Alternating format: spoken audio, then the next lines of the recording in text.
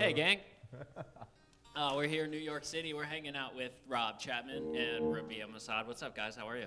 We're good, thank you very much. Good. It's a pleasure to be here, surrounded by Americans in snowy New York. Is this Manhattan Island? Yeah. Manhattan Island. We were like, oh, it's going to be great, flying over to the States. The weather's going to be great because we left freezing cold England and we turned up and it was as cold. It was almost as if they projected an image on the inside of our airplane windows and just dropped it into a hole and then brought it back up in England and built stuff around us. It's exactly the same outside. Nice. So welcome. How do you guys feel? Slightly tired. We're up at 5:30 this morning with the lag Dorje. And, nice. But I'm good. We're good. I'm over caffeinated. Can you tell? And we're all here because Chapman guitars are now available at Guitar Center. Woohoo! Oh, yeah. Big excitement Yeah. all around the country. Well, I think you're almost sold out, aren't you? In some places. We're almost sold out the first batch, so everyone's really excited. But don't worry, they're going to get more. More are coming in soon. How do you feel about coming to the States, bringing the company here? I feel like we're the ambassadors of wood, and yes. we're speaking for the trees. Nice. I think you take something beautiful and natural, and something that just grows out of the ground, you chop it down and make it better. That's what I say. No, it's just, you know what, honestly, we're in a guitar company, it's really good fun. I love making guitars, we love playing guitars. We're just dudes that love playing guitars, that's all. There's nothing magical about anything other than the fact that we just like playing guitars. Yeah, pretty much. So before we get into the kind of the history of Chapman, let's plug some dates. You guys are here in Union Square, New York, tonight, 7 p.m. Times Square store tomorrow at 7 p.m. Then you're going to be in North Dallas Friday night. That's also at 7 p.m. And in Houston, Texas, 4 p.m. So if you are on the internet, go to workshops.guitarcenter.com to see more info on the details of those in-stores. Yeah. You guys Mega And excited. I just wanted to say, because I know that they are already quite subscribed to, if you turn up and you can't get into the store, then we will definitely pop out and meet you after the clinic, or if you just get in but you didn't get a chance to see us, don't worry, we'll be there until we drop. Yeah, we're only saying that because we were told that it is pretty packed out already, so we just want to manage expectations. Yeah, just so that you know, we will find you. Yes. We will hunt you down. We have a set of particular skills. But just to reflect on what Rob just said, for me personally, being involved with Chapman for like the last, 6, 7, however many years now? Years. Since like 2011 I got involved, I think. Yeah. And like, it's amazing to see. I mean, when I met Rob, they'd just got the first ever ML2 into the country from the factory. It was like a prototype, and to go from that to this is just mental in the amount of time it's been going, and it's awesome to see happen. Nice. So thank you for having us. We got a bunch of questions that came in earlier for you guys. We want to start this off with Dusty Rivas. He says, Rob, you have some amazing chops. Thank you, Dusty. You really know your stuff, and he thinks your guitars are going to sell really well in the States. Thank you. Which led us to the question, has anyone ever called you Rob Chapman? So, I mean, funny you should say that, because that has happened before. Yeah. I get choppers, chapers, chappers. I call him Chob Rapman. And our band, which is pronounced Dorje, D-O-R-J-E. This is actually a Dorje.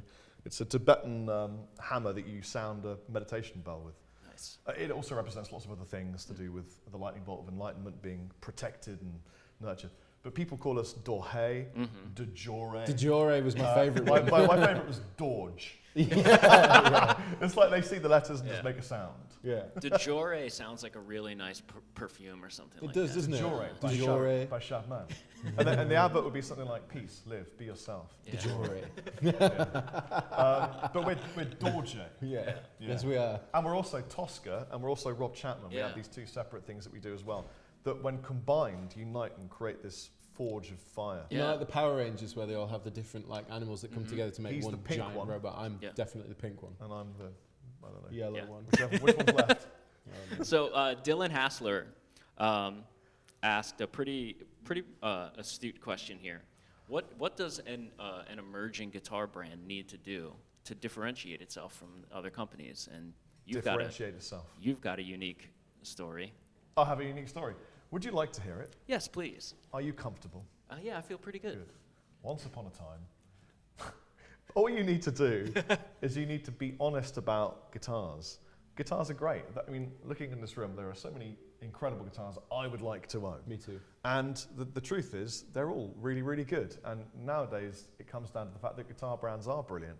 I don't want to compete with Fender or Gibson or ESP or PRS. I love them. I collect them and I play them because I'm a guitar nerd. Unashamed, self-proclaimed dude that collects guitars and plays them. So for Chapman, I just wanted to say, this is a slightly different thing where we collaboratively design them with people online, which was an accident, by the way. It was never something we intended to do. And we don't compete on price or you know, spec, or we just make a great guitar, and we're just another great guitar company that makes great guitars. Yeah. And I would like to think that eventually people would see us sat alongside some of the amazing companies that I've loved and followed since I was a kid. I think one thing it's worth pointing out, just to add to what Rob just said about, you know, what differentiates a guitar brand, emerging guitar brand, is things like the honesty in Chapman guitars, the fact that it's just like really public, like the way Rob goes about everything he does is like, hey guys, this is what I'm doing.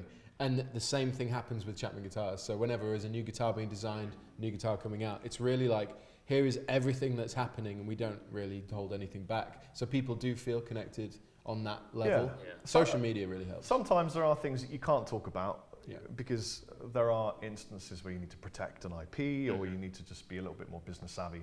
I'm not really normally that guy. But what I really enjoy about Chapman is just being just zero BS.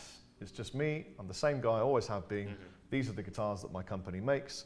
And this is my adventure where I learn about luthiery and I learn about awesome exotic woods and things that people don't normally use and construction methods and just exploring ways of working with guitarists online who generally, in my opinion, know their stuff. And they have a voice and they want to contribute and they want to be a part of it. Yeah. And I'm all about working with people that are cool. Yeah. And when we go on tour and play gigs, it's the same experience for us, you know. So we've got 3 lines: standard, pro, and signature. Yes. So tell us about... Well, you have 3 lines. Well, Chapman. Because I have 4 lines. Chapman has 4 lines. Okay. But Guitar Center has 3 lines in currently. Mm-hmm. Let's start with the standard series. Okay. So what are the models that are available in the standard series? So, well, you guys watching this can go and take a look on guitarcenter.com. Is that right? .com? Yep. .com. /Chapman. /Chapman. And you can witness the wooden fitness there within. But basically, all the classic shapes that you know and love. We call them ML1s, ML3s, ghost frets. There's a baritone. There's a whole smorgasbord. ML2. ML2. There's all sorts of different shapes and things to fit all your requirements and needs. And the standard series really is the affordable, and I'm saying affordable because it's the term that we're used to, but really what does it mean? It means we make them as cheap as we can because not everyone's got loads of money. When I started off playing, I had no money. Yeah. I had to sell things and then buy a second-hand guitar. And that's fine too. And I think what they're aimed at are people that want to spend a small amount of budget and get a really, really nice guitar. And well, we had several of that question come in. What was that first second-hand guitar that you got? For me, oh man, I've got a great story for you. It was a Gem, 777 Floral Gem, Steve Vai Gem. I was a massive Steve Vai fan, still am. And literally the day before yesterday, I played with Steve on stage. It took me 25 years to get the opportunity to do that. And so now, nothing cares. Yeah. Nothing matters anymore. That's it. I've done my job. He's reached his final form. I had to, I had to sell that Gem because unfortunately, in my early 20s, my cat got ran over. And as a young dude, I didn't think about pet insurance. It was a stupid thing, get pet insurance. And so I needed to get some money and have my cat fixed, and so I sold my Gem. And I sold it to a local guitar store in London, and then went to try and buy it back, like you guys have pawn stores and people go and buy things back afterwards. And he went, "Are you kidding me? This is one of the early prototypes that they made to," and I'm like, "What? Are you kidding me?" And he went, "No, I'm never selling this guitar. This is mine now." And it was like the door just closed in my face. Oh, and no. the headstock gradually drifted back.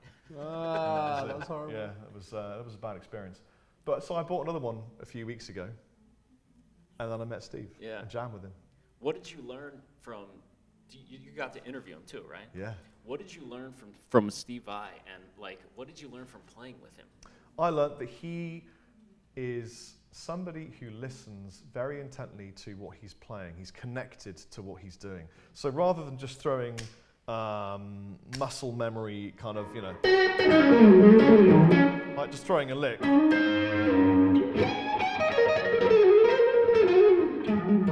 Throwing just a muscle memory lick. Yeah. He's in his head, a bit like Guthrie Govan, these people that are high functioning, incredible, gifted, talented people. They're listening and they're kind of singing. So he's doing some.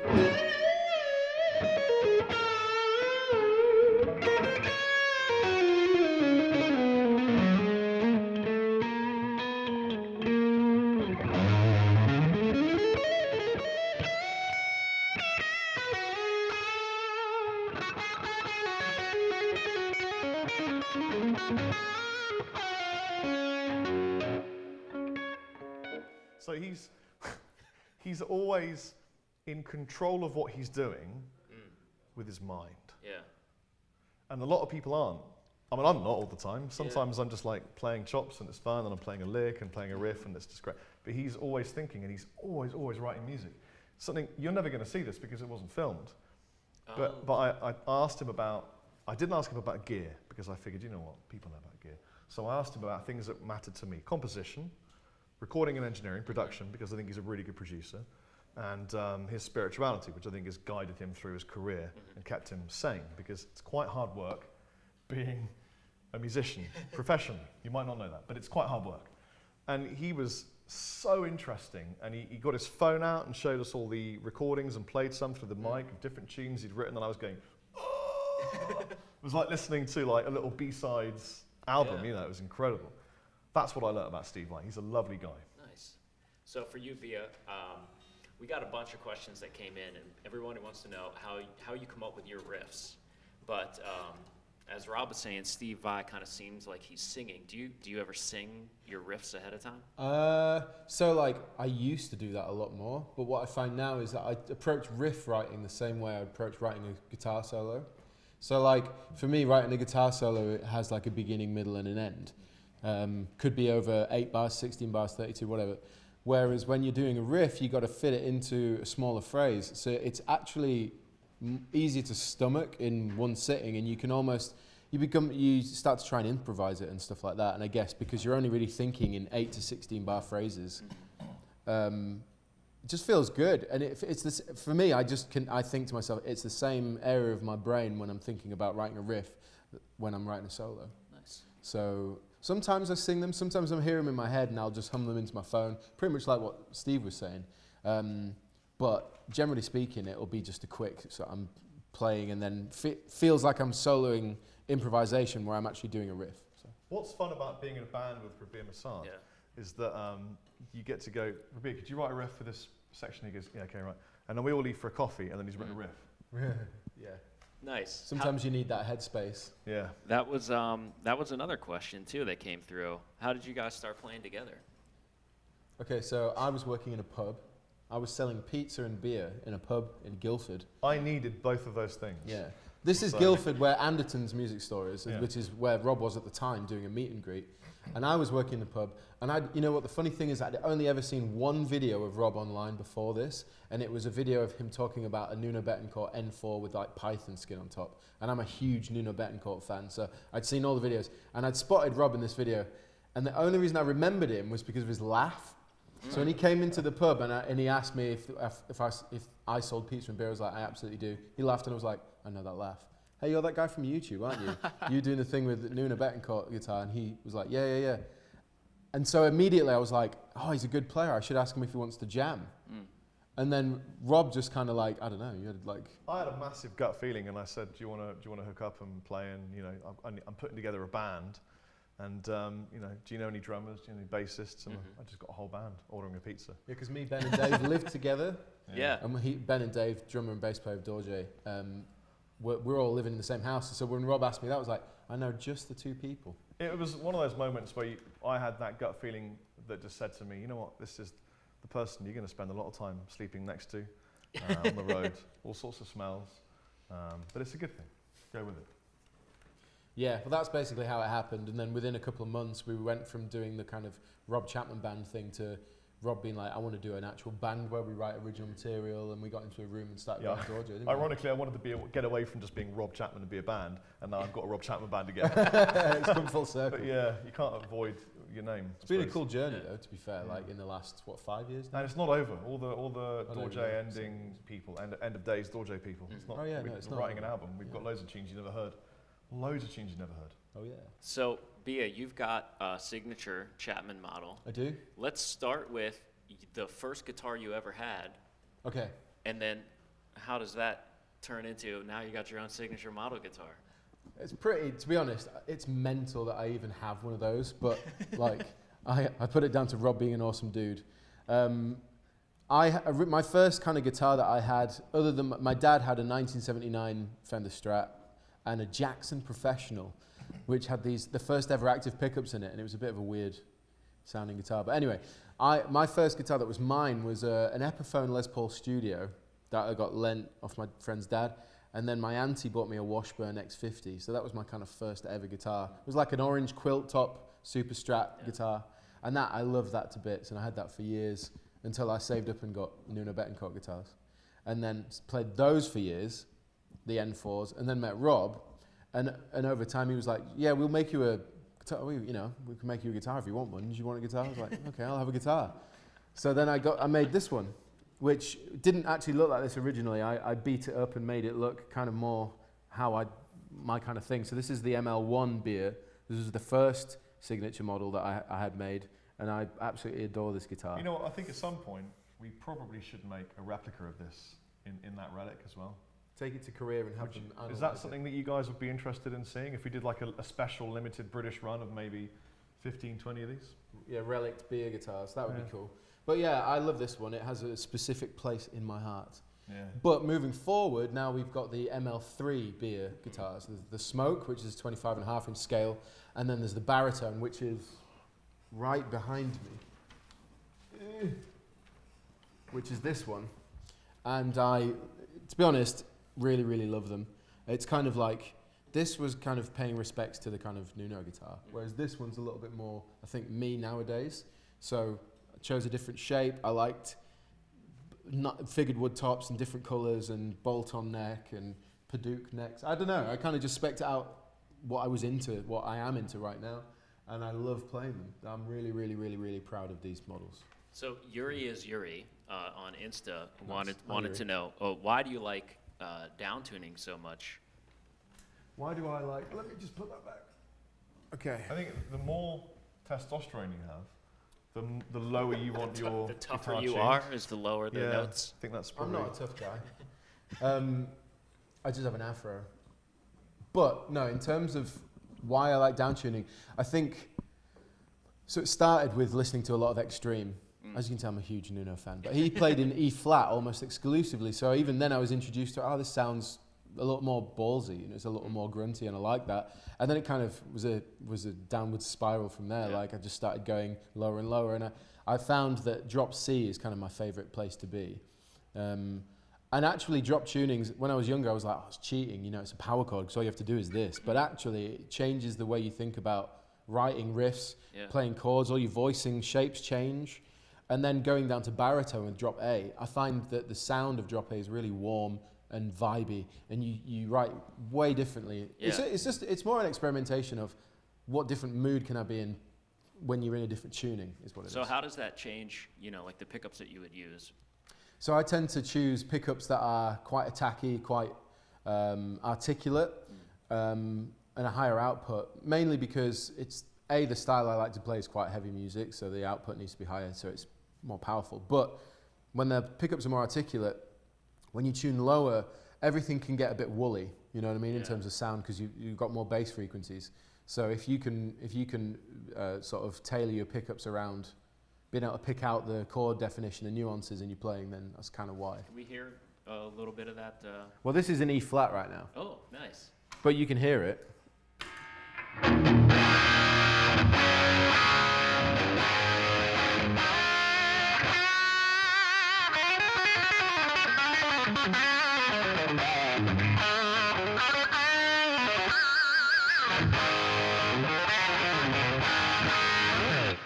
Should we drop tune and then play them a thing in drop tune? We can do that.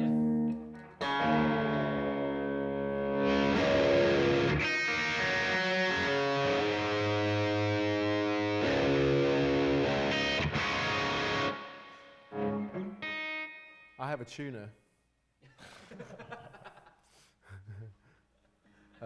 But yeah, B tuning. Jer- And always T tuning. Always B tuning. Yes. yeah. Good boy deserves fish. In case anybody wondered, like I blocked this Floyd off. I've got the FU tone brass block in the back, and it's FU tone. yeah, it's fu tone or FU tone. It's either fu tone or FU tone. I've heard people say it differently, so I'm calling it FU tone. But it's the brass block, and it's all blocked off, so that I can tune it if I need Here, to. boy. So it should be. A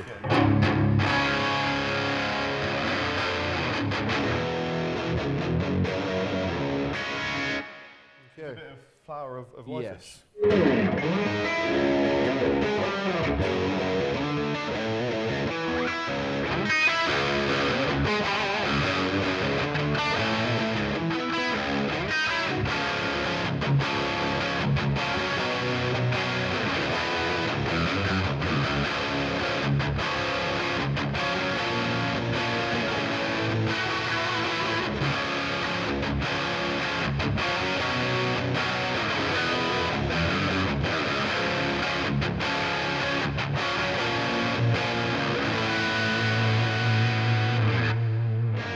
That's something else, actually. Something else I wanted to add with the drop tuning is chords can sound really cool. Power chords become way more than just power chords. So instead of it being like, you've got like,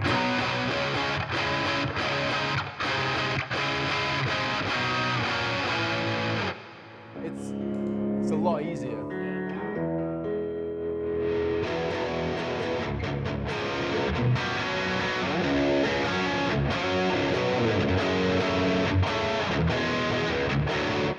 Spank, but with emotion behind it.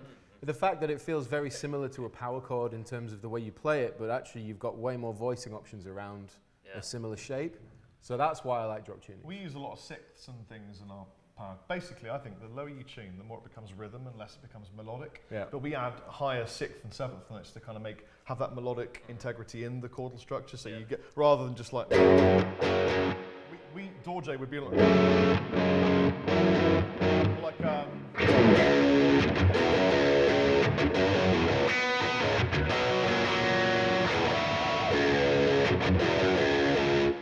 that kind of thing is an exception where we would just mostly be like fifthing. Yeah. But then we would do things like a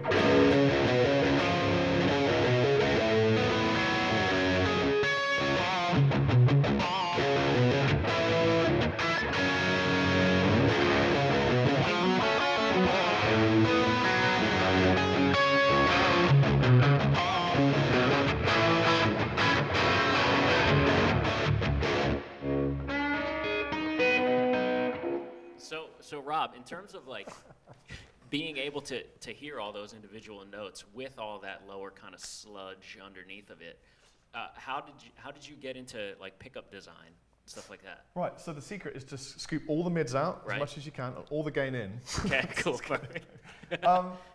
Pickup design is something that I'm not heavily involved in. I'm really good at knowing how I like to sound. So I'll give you a killer Rob Chapman set and a wicked Rob Chapman tone. Yeah. And I can approximate, I mean, I'm probably doing myself down a bit. I can get good tones with gear that I use and I can say, this is how I want it to sound. Yeah. But when it comes to actually sitting down and saying, we need more of this frequency and more of this one, I turn to my Afro friend Rabea, who is, in my opinion, really, really good producer engineer. And he and Dave, a pretty amazing team to have in a band, but also to have Beer and Chapman and sort of working on some of the pickups is pretty amazing. So a lot of the pickup design I mean, for example, recently we're working, okay, there are things I can't tell you here because they're all secret and secretive, but we are preparing to launch a pickup range that'll all be hand wound in England. And at the moment, we've got some prototypes that we're going over, and Bea's wiring them in and going, you can tell them what you did, you put them in your...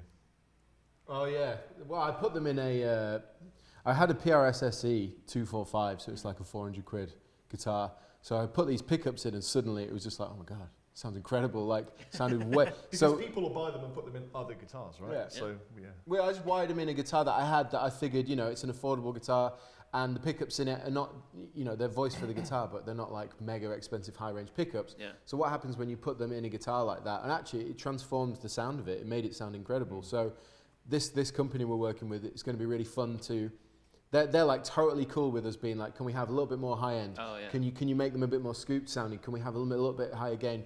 This kind of stuff. We are absolutely, essentially launching Chapman pickups. Yeah. So they are completely Nice. Chapman through and through. Every single frequency, the different kinds of wire, whether it's a ferrous magnet or a ceramic, Yeah. they are, it's Chapman pickups. It's taking a while to do because we're really specific. And we're going to make sure they're not just like modern pickups. We're going to be doing sort of vintage outputs, you know, traditional sounding pickups, as well as like more grunty, higher end modern stuff. And also, there are loads of really good pickups out there already. So the world doesn't need another pickup company. So we've got to make sure they're really good. Yeah. That's the main thing. Yeah. Yeah. Well, it's so awesome to see, like, you guys are like genuinely super excited. It's like the company was only started so you guys could just like make whatever kind of guitars and pickups that you want.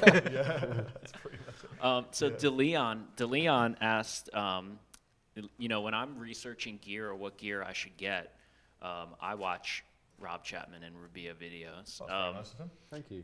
And I'm sorry. So who do you guys look to for gear recommendations, and like what's that process for selecting gear? Like for you? I look to him. People like Pete Honore, Yeah. people like Lee or sometimes Leanderton will sometimes go, oh, there's this great pedal. Yeah, it's pretty expensive, but it's really good. And I go, can I buy one? Because he knows his pedals. I look to people that specialize. Yeah. So if I was looking for a really like dirty baritone feeling piece of gear, I'd ask Beer, and he'd go, it's that, get that. Yeah. You know, or I'd ask Guthrie. Yeah. Or I mean, we're really lucky. Our peer group of people that we can talk to are people like Misha, Guthrie. Yeah. So we can fire off any Ola. You tend to gravitate towards people that you really like their sound. Yeah. That are sort of contactable, you know. And so, for example, it's off topic. It's not a guitar-related thing, but I was looking to buy myself a synth, and I knew that Misha was well into his synths because I see him on Instagram all the time. So I thought I'll just chuck him a message, see if he's got any recommendations. Lo and behold, he did. So I got what he recommended, and I love it. You know, it's that kind of process. And the same thing will happen with guitar-related stuff and all that. Pete, as Rob said, Pete is such a great player, and he's got great tone. And he's normally, when I'm looking for that kind of bluesy, stratty, like educated sort of, blues. Yeah. If I'm wanting to get that sound, Yeah. then I will look to Pete. Like for example, the pedal I brought with me, the Greer Lightspeed, was his recommendation, and I absolutely love it. So it's one of those things. Yeah. So like there are, I don't know, hundreds of thousands of like kids, adults who want to be making their own videos on YouTube, who want to be doing gear reviews. Do you guys have like a recommended like kit for if you wanted to start making your own YouTube videos? Yeah. Yeah. Yes. You need 2 eyes. Actually, you need 1 eye so that you can see what you're doing. Sure. Actually, you don't need any eyes. You don't need eyes. If you got a smartphone, that'll do. A lot of the stuff you see on my YouTube channel is just from my iPhone. Nice. You don't need to spend loads and loads of money. It helps. It makes the video look amazing, but you really don't need to. If you've got a really good quality new smartphone, you are in the park. Nice. And if you know how to mic up a cab and you get SM mic and just, or any other brand, and you can, put it at the cab and just plug it into a little mic pre and you're off. You know, it doesn't need to be rocket science unless you're launching a rocket. Well, what Rob said. I think it's one of those things where, you know, if you're serious about it, you're going to conduct yourself however you choose to, but as long as there's consistency there and professionalism within the way you play or the way you know, what you talk about or what you have to say is good and people can get something from it, I think is important. People got a lot, like back in the day, if you look at some of Rob's earliest videos, like compared to now, like the difference is huge, but what people got out of it was entertainment, first and foremost, which is really important, and B, a bit of education.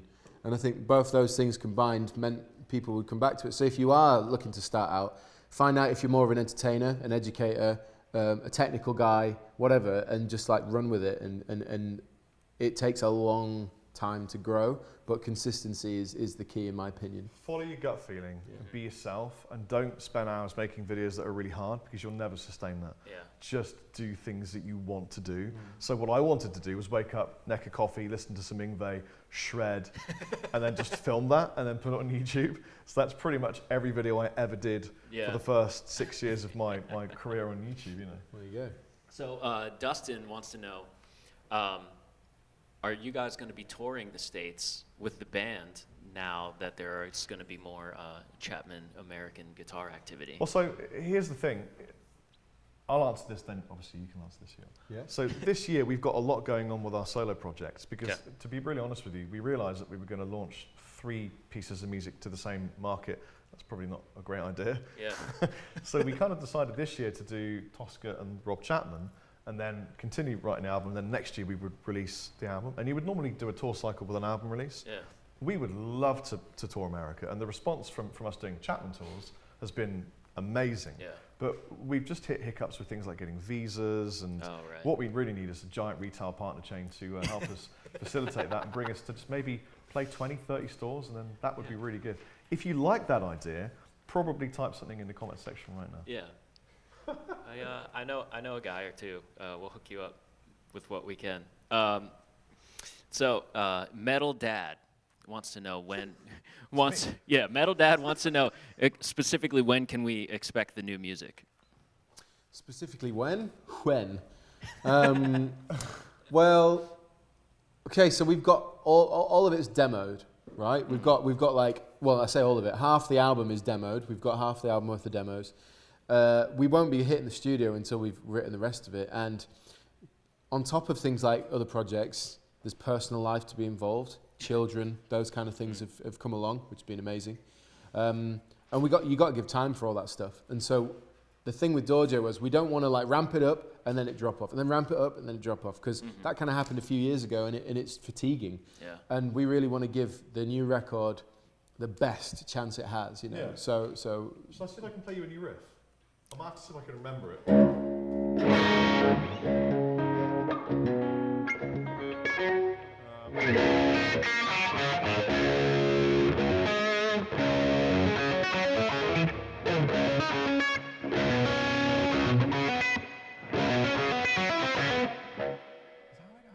Can't remember. Oh, that's it.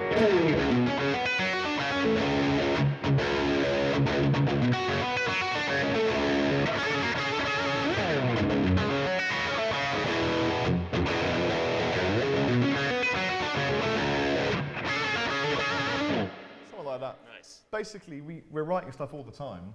I bundle over the beers, get a caffeinated beverage, and we just write a tune and get the whole thing, because he plays drums and bass too. So we smack in the drums in, and then I've got this riff idea, and then he elaborates, and we write it together, and then he puts a bass thing down, and then I go, oh, that's good. I'll sing over that at some point, and then we just shelve it. Nice. So we had a question come in on the stream. What floating bridge is your bridge floating? Yes. Yours is locked down though, It's right? locked, yeah. At the time, and you do have floating bridge models. Yes. So what do we got? Floyd Couple Rose. Stoptails, Floyds. couple Floyds. We used Floyd Rose 1000 series, is what I believe we use on the Floyd Rose loaded guitars. I like to keep my city on lockdown. Yeah. Is that a personal preference It's of yours? just one of my favourite lyrics.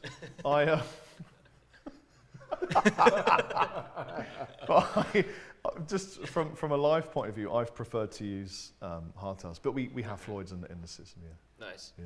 It's one of those things like, like this is a Floyd Rose, and for a long time I used it floating and for things like songs like Aeromancy. So I have one that's still floating for that song, whereas because we tuned down 11 to 60 gauge, I don't want to be clamping a 60 gauge into a Floyd Rose and expecting it to last. And when it breaks, the tension's so great that suddenly you're like way out of tune. So I just didn't want the risk, so I blocked it off. And on my new models, I use a trem that you can sit flush if you want to, or you can set it floating if you need to. So are there plans for Hollowbody Chapmans? Well, I mean, I couldn't possibly say unless you bring me on tour. No, I mean, absolutely. The thing is, people ask us, are there plans for a... Blah, blah, blah, blah. Yeah. But the thing is, what we traditionally do is we go, here are a list of body shapes. What do you want us to do? Yeah. Totally up to you guys. You know, I mean, as long as it's legal, then we're good to rock. Throw down, go, throw and go. So the next vote probably will be for things like, you know, some of the shapes we haven't yet done. Yeah. You know, and then different kinds of variety of mechanism around that. So maybe, you know, tri-necked, pink, V, Yeah. hollow with. Because that's the next logical step is 3 necks. I'll tell you something exciting. I'll tell you something that you want to Yeah. know. I'll tell you something you want to know. The original ghost fret was called a ghost fret because the idea that I had was to have it semi-fretted. So it'd be fretted at the bass strings, but then fretless at the treble strings. And for the entire time Chapman has been incorporated, and even before, I wanted to make the ghost fret that creation. So that basically I played a fretless, and it was really hard to get the chords microtonally accurate, because you're like, huh? And it's like 2 cents out, and it really annoys you, because I'm not that good on fretless. But with fretted bass strings, you can still accurately play the chords. But then it's just like,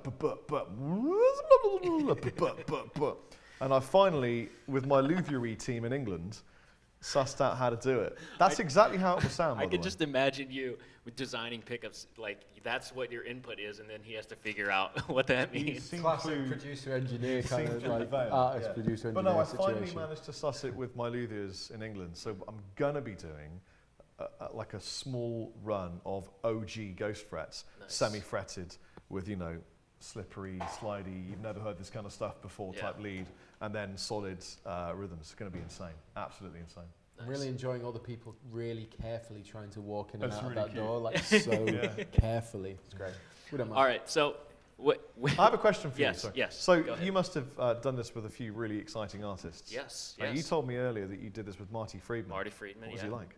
He was a total shredder, really sweet guy, and that was basically it. He just came to play, and he totally ripped it up. Oh, He's so sick. he is in my top 4 guitar players of all time. Yeah. I've always loved everything he's ever done. I met him once, and Yeah. I became a 4-year-old girl. I was like, All right, Rob so- Chapman, I have videos. I have song. Yeah. Same thing happened Top to 4 me. guitarists then. Me, Yeah. Peter Green, Joe Satriani, Marty Friedman. I'm going to say Steve Viner. Oh yeah. Yeah. Yeah. It's way harder for me. I put at the I'll go number 1 is Nuno still. Still the most inspiring for me. I'm going to say Philip Sayce, Guthrie Govan, Mateus Asato. Oh man, yeah, Mateus, great. Those 4 kind of encompass everything I'd like to do as a guitarist, I think. Yeah, what is your goal in terms of like improving on guitar? What does that look like for you? Universal domination. Grow trees on Mars. Yeah, nice. And further the species from there on. I think for me, like, you know, Promoting a that very- was genuinely serious answer. I'm Yeah, not and- even kidding you. An Elon Muskian type Yeah. future. I just Elon Musk of guitar. all it is we just make great guitars. Basically, we want to make guitars that we want to take on tour and just play and record with and have fun, and all our friends do too. Yeah. And then we hope that people get involved in the process of designing them, and then they want to buy them. Nice. And if they don't, if they want to buy a Fender, I've got a Fender. They're great. Go and get a too. Fender. Yeah. I love them. Yes. Yeah. But in terms of improving as a player, for me personally, it would be to, Hold the pick more like that. yeah, it'd be to become a more melodic. I just want to be able to play really melodically, you know, like be able to sit there and create music without accompaniment, and for it to be really interesting harmonically and melodically, and everything that, you know, I look for in a guitarist. I Yeah. want to be able to achieve that, and I feel like I'm not there yet. So Yeah. Nice. keep going with that. In my top 4, I should have. What I'd like to do is have Jimi Hendrix as all of the 4. Okay. So just he goes without saying. Yeah. There are some artists that go without saying. Don't even need to put it in there. No, you Okay, don't, yeah. great. So let's wrap this thing up and go get some lunch. We're gonna wrap? right? We'll go get some tacos or something. Wow. Tacos are good. Why don't you guys Because I rip us? specifically said let's go for Asian food. So now it's become, Asian tacos. Yeah, that's it. I'm done with It's guitar a solo. it's a whole fusion thing. We're in New York. So let's have you guys play us a tune, and we'll get out of here. All right. And just want to close it out with saying happy birthday, Marilyn. Happy birthday, Marilyn. Happy birthday, Marilyn. Happy birthday to you. Happy birthday to you. Happy birthday, dear Marilyn. Happy birthday to you. Who's Marilyn? What should we do? Should we do Centered in One? Are you down in? I'm down in the depths. Okay, yeah. We could do like a slightly higher tune, Centered in One. I don't know really. We didn't prepare a third thing. We could just Okay, play. no. I'll play and you can solo over this because you know it. Like.